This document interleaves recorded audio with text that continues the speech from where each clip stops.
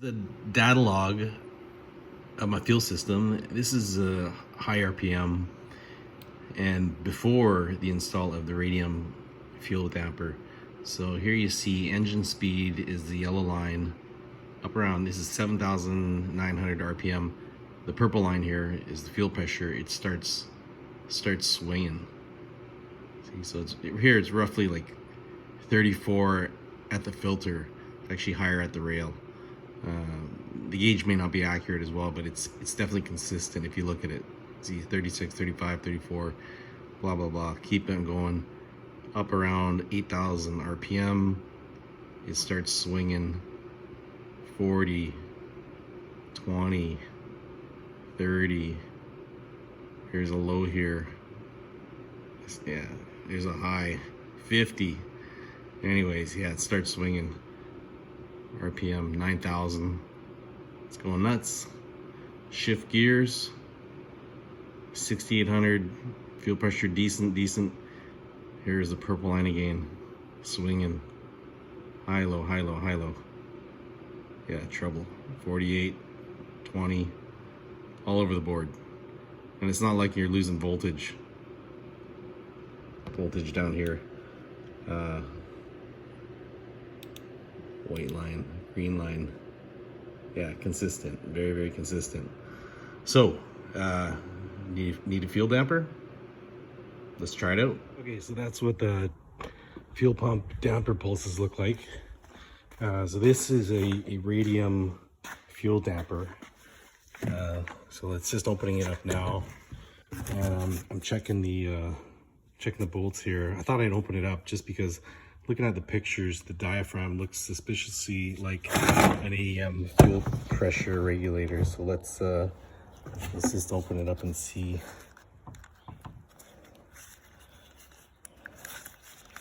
Yeah, if it is, I guess good on them for making things simple, somewhat simple.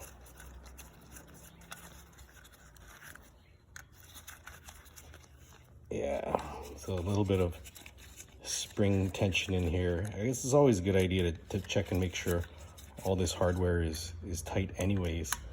So they were snug. They weren't tight, but they could be tighter. So here is an aftermarket version of the AEM fuel pressure regulator diaphragm. This one actually has issues. And right now, I do not recommend going aftermarket for the AEM pressure regulator diaphragm. But anyways, we're looking at the Radium fuel damper right now. Yeah, it's a pretty piece. This one should suit my application well. I'm well within the fuel pressure readings according to the chart. This is the one to get. They say you can go bigger. I guess there's room to grow, but I'm never going to go that big on this car. The spring's got some healthy tension.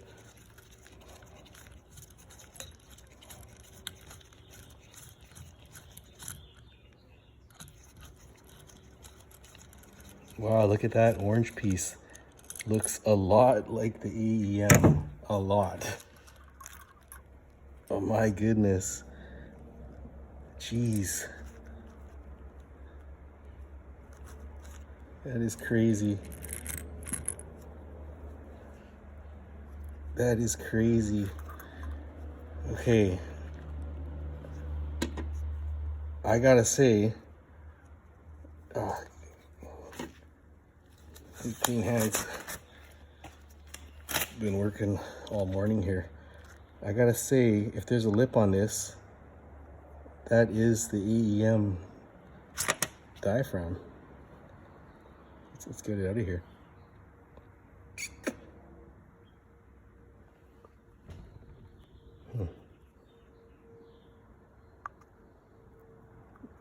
Don't want to damage this. Is there a lip?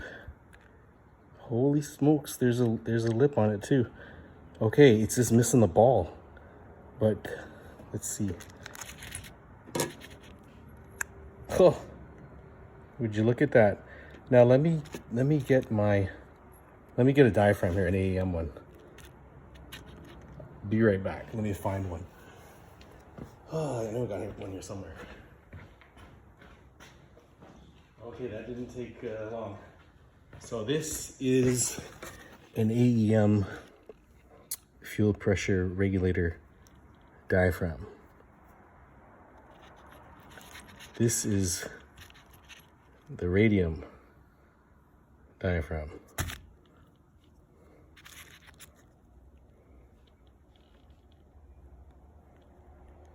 What do you think? Just missing the ball. Looks identical.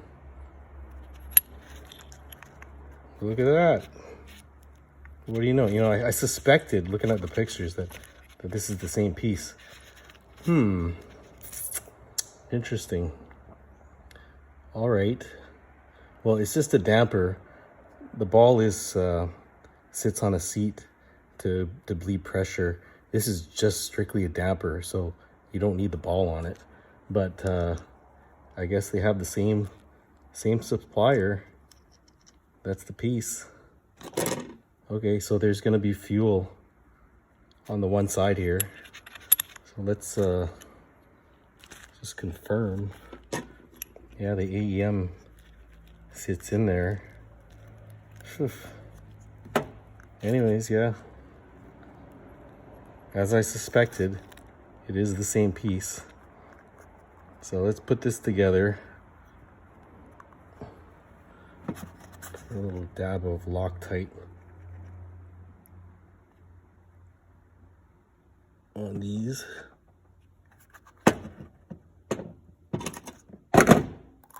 Spring goes in. I guess no point in seeing this. I'm just gonna snug this up. Be right back when I put this on the car.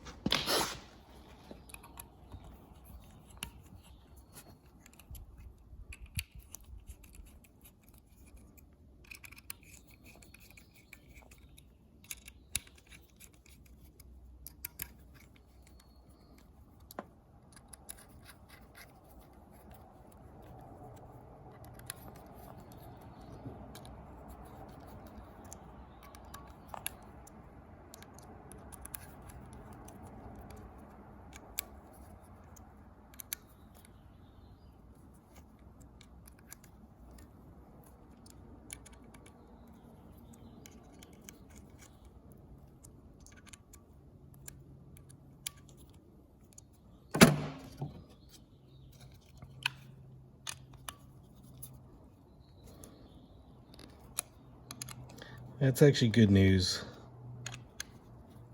So if anything ever happens to Radium, I hope not, I can always get an AEM diaphragm. No biggie. All right, so these are all Loctited, snugged up. You don't need a whole lot of torque on here. Alrighty. Yeah, pretty piece. Okay, so I'm going to put this on the car here. I'm putting it right on the rail. I have an adapter.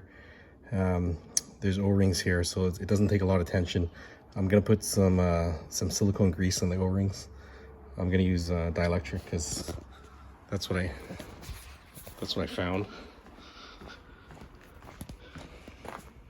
Here's the old the adapter I'm using. Let's see how this goes.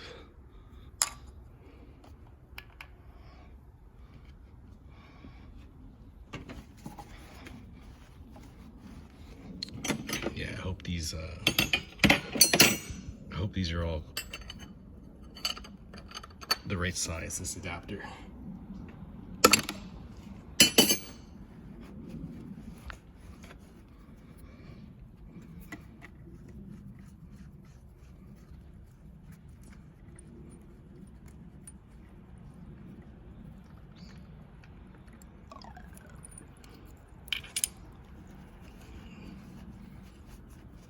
A lot of fuel on the old sweater. Here's this silicone grease here. I'll be putting on these seals. 2 seals.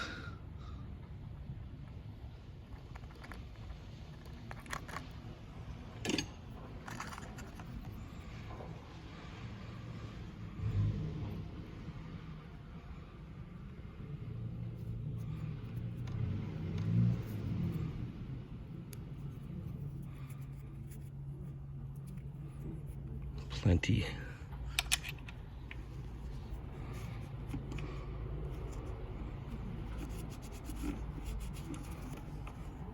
So I hope this is the right size. It should be. Yeah, appears to be. Oh shit. Seriously? Did you see that?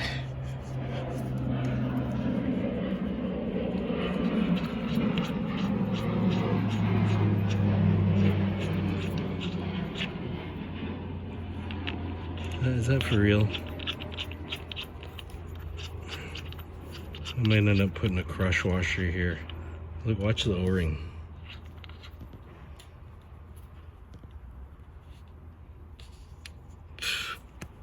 It's squished totally out. I'm talking finger tight. Seriously.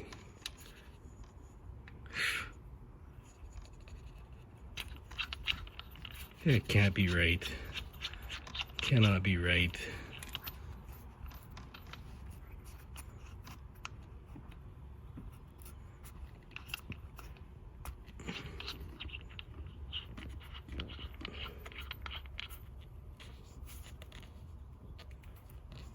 Or they should have supplied it with a beefier O-ring. Let me see what I got. I'm not happy with this one though. Anyways, let me find an O-ring, or I'm using a crush washer. I don't see why I wouldn't use a crush washer. This one here is fatter. I can see maybe that one working, but this one here, there's no way that this O-ring should slip out. I'm gonna try a crush washer. All right, so this is the Radium O-ring that goes between the adapter and the rail. So that one kind of crushed out with the 0 force. It would have leaked guaranteed. Better with this big fatty, but I'm trying it with the crush washer. It should be all right. I hope. Let's see if it leaks. And so I snugged up the Radium here with the included O-ring with it. It's a fatter style than this, and there's a beveled edge, like a chamfer inside the adapter, so the O-ring sits in there and it can't squish out. That's as far as it goes. I put some silicone lube on the O-ring and I snugged it up. I'm just gonna cycle the key, make sure there's no leaks, either from the crush washer, from the O-ring, from this seal that I took it apart. And also we want to make sure the diaphragm's not leaking, so this port here should not be shooting fuel. Let's prime it.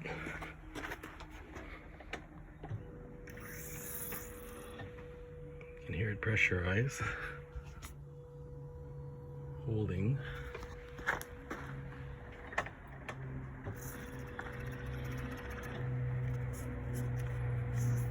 Yeah, it's dry.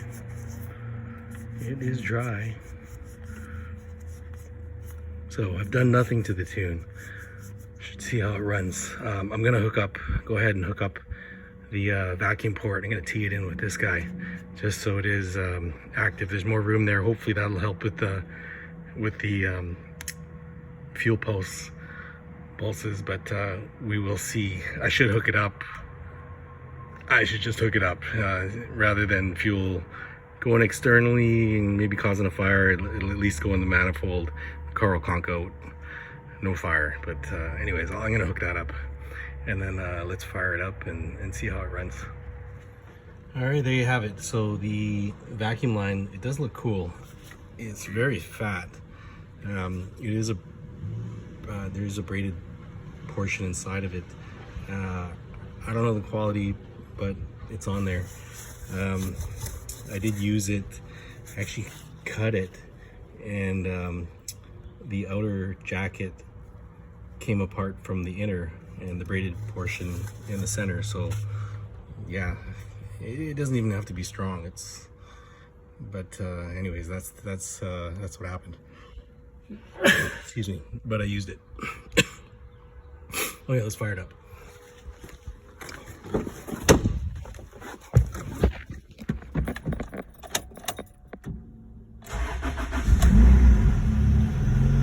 Yeah, starts, runs like stock, just like it normally would. So let's get to some data logging, and hopefully these fuel pulses are gone. That's what it's supposed to do. So let's hope that's good. One more check for leaks, just in case.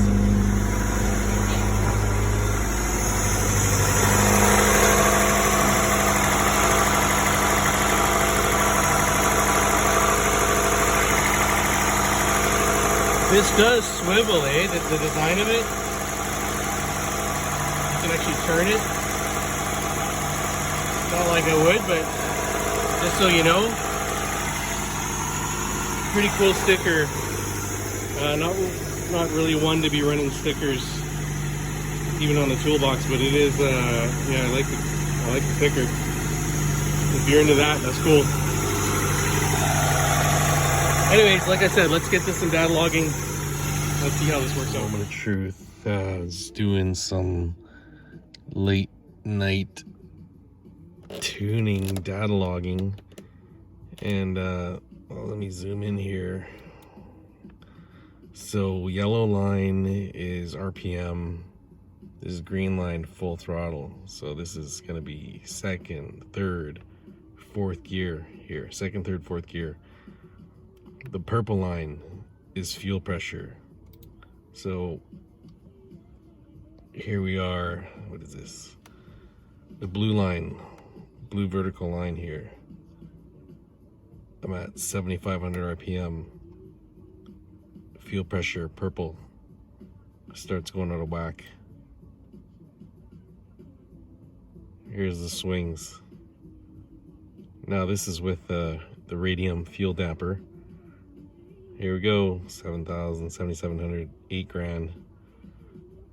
There's the swings. So this is actually a double fuel damper. The factory one in the factory spot, and then I'm running the Radium one on the end with the vacuum line on it.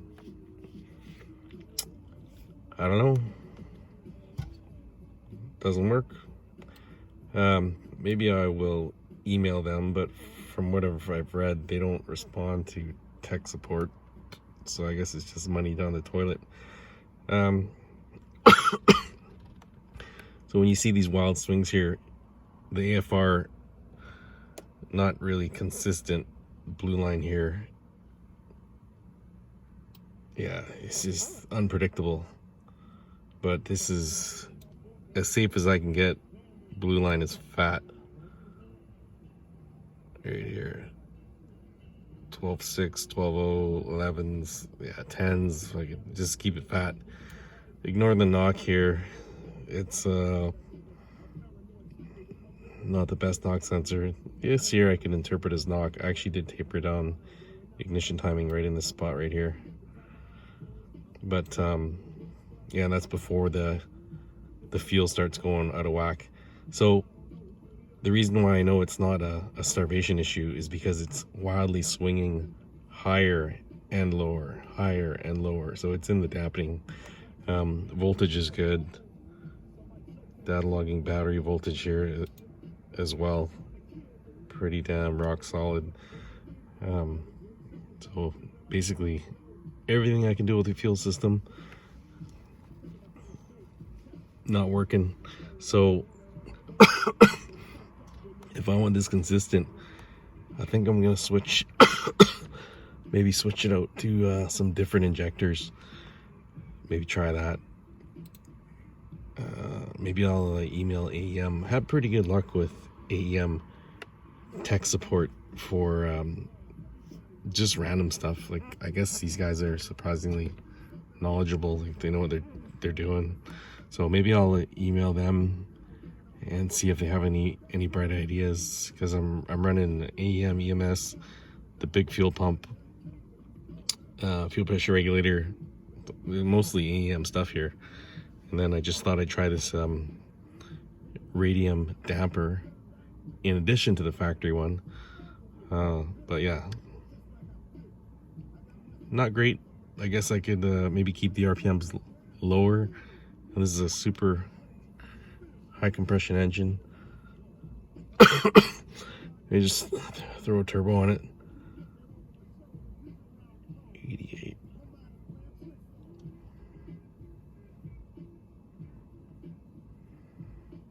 Anyways, so yeah, that's what the in-depth look at fuel pulses looks like. Not cool.